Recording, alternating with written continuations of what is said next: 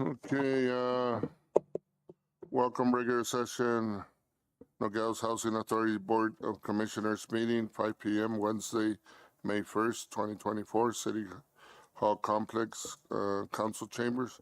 Call this meeting to order. Would you please rise for the Pledge of Allegiance? Mr. Graya, please, the honors. Will do. I pledge allegiance to the flag of the United States of America and to the republic for which it stands, one nation, under God, indivisible, with liberty and justice for all.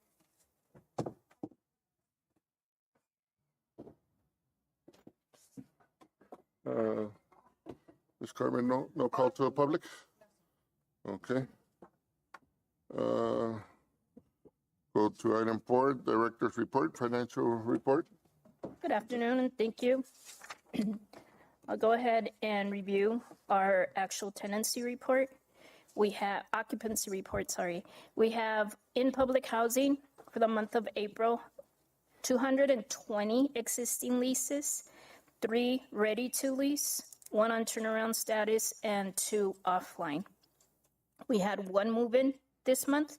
We did not have any move-outs, 1 transfer, and we had 3 applicants show up out of 6 invites that we send out for interviews. That's something new that I'm doing. Before I would just put the number of interviews, but I think it's a clear reflection of our efforts in actually sending out the invites for the interviews and the number of applicants that actually show up. So we did send out 6 and 3 out of the 6 showed up.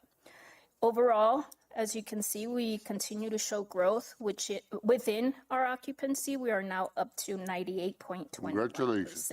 Thank you. I also added the waiting list, another gap that I felt is important that we all understand.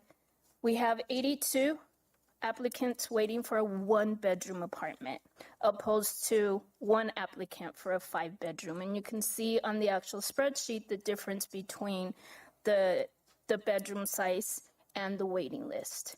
So our demand is for 1 bedroom, and that's the ones that we actually have the least of. So just so you get a better idea of what's going on across the board there. In maintenance, our day work orders completed were 79 out of 82. So we're still staying on top of that as well. And we have the 1 unit in turnaround status and 3 callbacks this month. Housing choice vouchers, 177. We have 157 actual executed leases, 2 on the street, 18 available. We had 0 move-ins, 1 move-out, and 6 out of 10 showed up for an interview this month. Our waiting list there is at 53. Project-based voucher, as you can see, and I told you last meeting, we were getting that gentleman into Bowman, so now we have all 20 units at Bowman occupied. Therefore, we do not have any available and nothing out on the street for that. We had that 1 move in, and we have 13 on that waiting list now.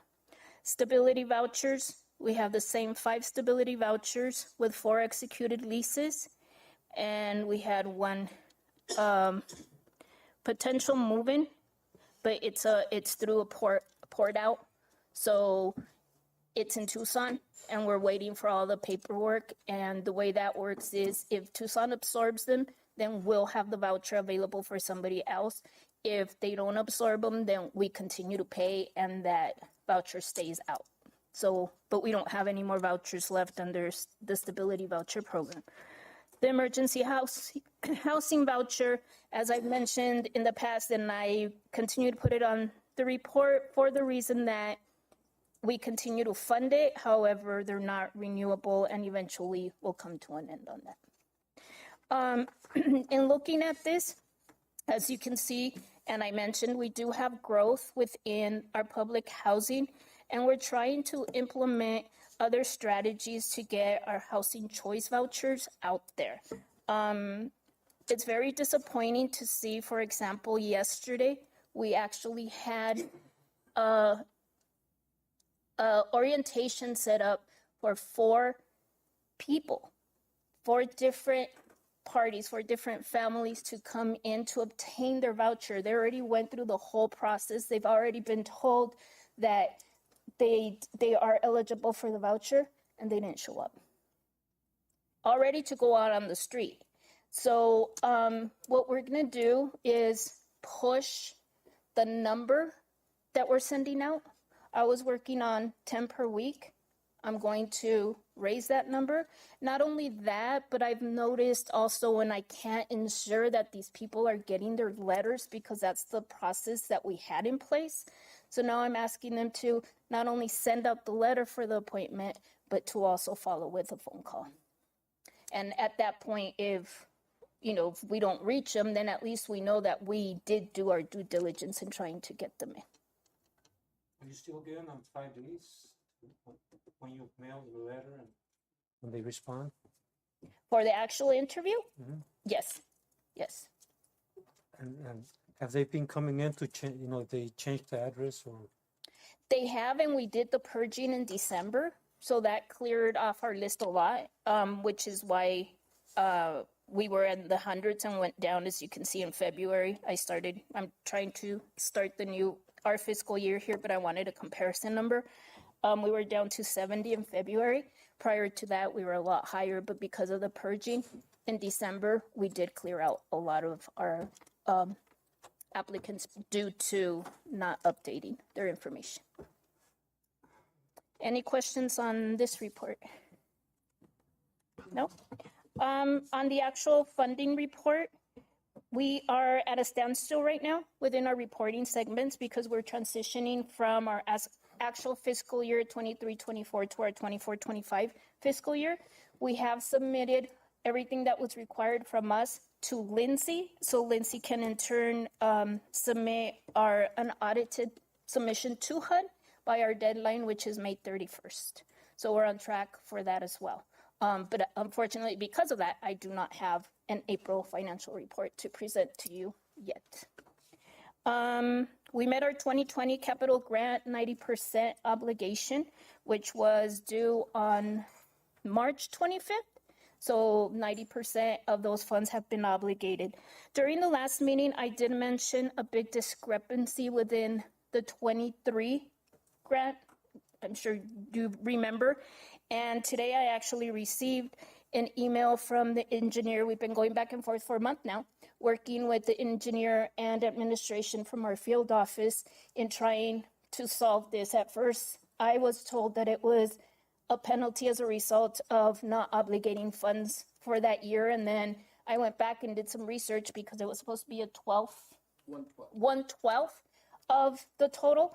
But in doing so, and going back and forth and them going back and forth, today I received an email saying that it might be a glitch in the system.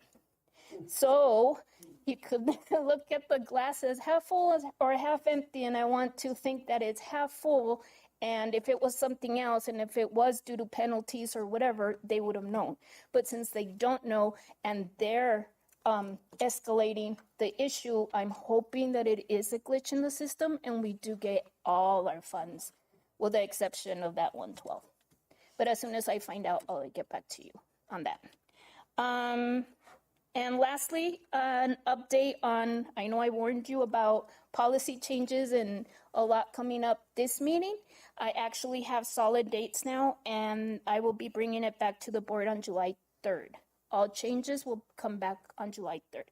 So the policy as per HOTMA and INSPIRE, both policies for public housing and for the HCV program. Any questions? Yes, sir. Go ahead. Are we due for CMAP this year?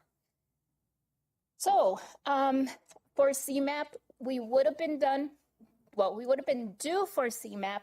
However, within that area, we managed to get out of the status we were in for that area. So no, we're not doing CMAP to submit to HUD this year. However, internally, I'm still gonna go through the process because I feel that we need it. However, with HUD, we will not submit until next year. Okay. Any other questions? Marita, Yes, sir.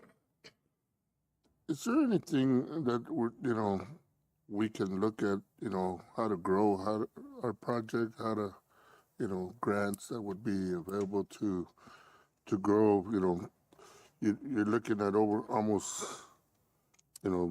close to 100, more than 150 apartments or, different sizes and everything. But, is there anything that we could do to look at growth or, a new apartment complex, with maybe majority 1 bedroom and 2 bedrooms and,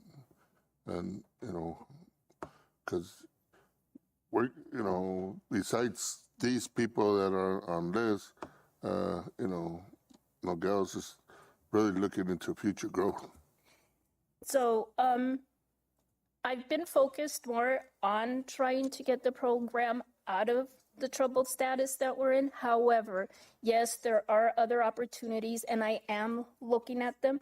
I haven't plunged into that area yet. There's been even a couple of grants where we couldn't even apply because of our status. So my priority at the time, within this time that I've been here, has been to get the program to where it needs to be. However, yes, there's been talk and there's a lot of opportunities. There's a lot of grants. There's been investors/developers interested in reaching out. When I do get to that point, which should be soon because we are moving in that direction, like you said, and housing will be a big issue, I will keep you in the loop with all that. But yes, definitely. Thank you. Go ahead, Commissioner. Marisa.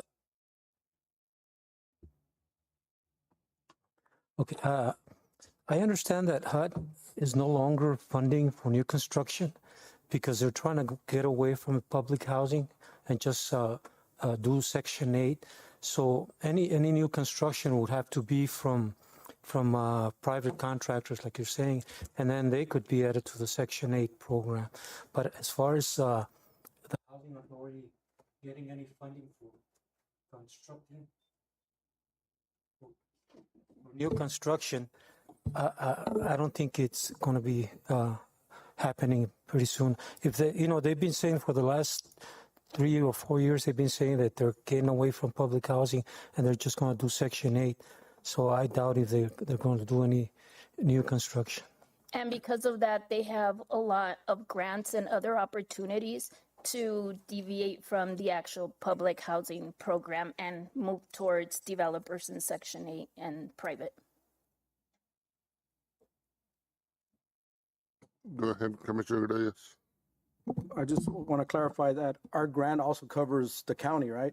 Because I don't think there's any land to build on within the city, at least not much, but I know there's a lot in the county. So would the grants help developers in the county? So our jurisdiction is the whole county. Okay, thank you. Any other questions?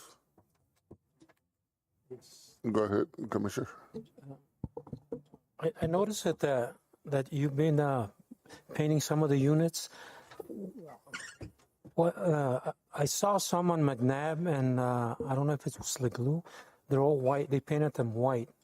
And then you're doing the ones on kitchen, and they're a different color. Is there a reason that we're doing that? McNabb was painted before I got here. So it was already a completed job on that.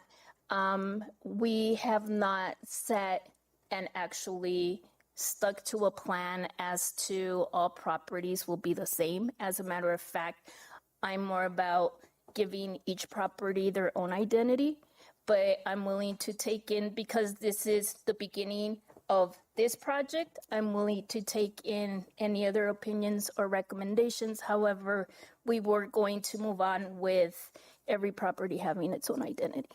Okay. Thank you. You're welcome. Any other questions? Marita, something else?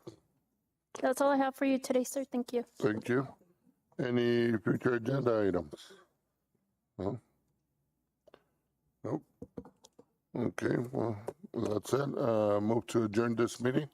All in favor? Aye. All right. All opposed?